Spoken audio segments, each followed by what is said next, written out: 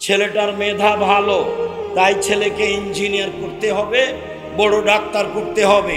Matric পরীক্ষার সময় 4টা মাস্টার ছিল, ভালো কথা।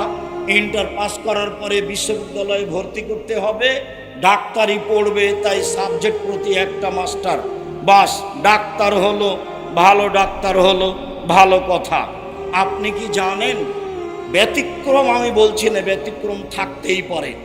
আপনার ছেলে বড় ডাক্তার, ওই কোম্পানির ওষুধ লিখে যেই কোম্পানি তাকে টাকা দিয়েছে, এ প্রতারক। একে আপনি টাকা খরচ করে মানুষ করলেন কেন?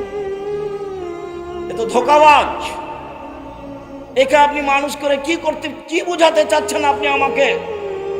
সম্মানিত দিনী ভাই বোন, জাতির যদি রাস্তাঘাট করে দিতে না পারি, জাতির যদি স্কুল কলেজ করে দিতে না পারি, জাতিকে চূড়ান্ত সঠিক ধর্ম দিতে পারবো ইনশাআল্লাহ। ধর্মের ব্যাপারে জাতিকে ফাঁকি দিয়ে পরকাল হারাতে রাজি নই। ছেলে মেয়ে মানুষ করতে হবে জনগণের উদ্দেশ্যে, কল্যাণের উদ্দেশ্যে, পরকালের উদ্দেশ্যে। একে আপনি কি মানুষ করেছেন? একে আপনি বড় ইঞ্জিনিয়ার করেছেন, ও তো টাকা মেরে খায়, ও তো চোর, আপনি ভালোভাবে জানেন। ব্যতিক্রম সেটা ভিন্ন কথা। আপনার ছেলে খুব মেধাবী, লন্ডনে গেছে, আমেরিকায় গেছে, তখন ওরা তো আর বড় চাকরি বড় কাজ দিবে না। ওরা সুইপার, যারা টয়লেট পরিষ্কার করে, ওদের দায়িত্ব দিয়েছে আপনার ছেলেকে, বেতন হলো 5 লাখ।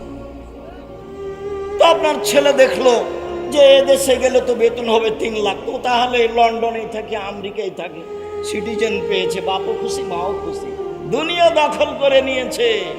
ঘুম থেকে উঠে ছেলে স্কুলে গিয়ে বলে, ও কালিমা তোমার আকাশ, ও কালিমা তোমার বাতাস, ও কালিমা তোমার আকাশ, ও কালিমা তোমার বাতাস। আরে সকালে ছেলে শিরক করে, আর বাপে বলছে আমি ছেলে মেয়ে মানুষ করব মানুষের মতো। বাপই জানে না মানুষ কাকে বলে। আরে ঠাকুর বাংলাদেশের শত্রু, ঠাকুর বাঙালিদের শত্রু, ঠাকুর ঢাকা বিশ্ববিদ্যালয়ের শত্রু, ঠাকুর মুসলমানের শত্রু।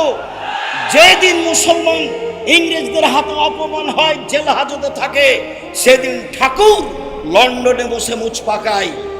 সেই ঠাকুরের গান আমার ছেলে পড়ে, আমি পড়িনি, আমার ছেলে মেয়ে পড়েনি, পড়বে বলে আশা করছি।